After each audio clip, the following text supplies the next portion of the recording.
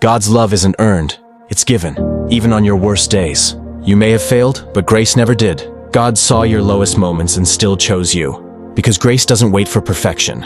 It meets you in your mess. The cross wasn't a backup plan.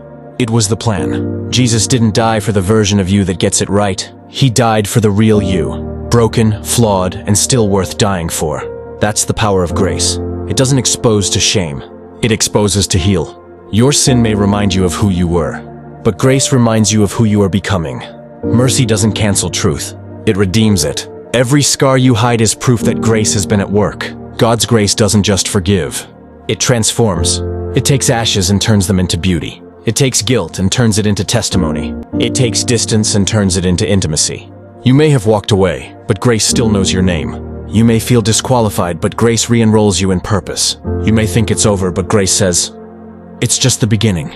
Stop trying to earn what's already been freely given. You can't out-sin the cross, and you can't outrun His mercy. There's no distance too far, no failure too deep. Grace goes lower than your guilt and higher than your shame. That's why Paul said, nothing can separate us from the love of God.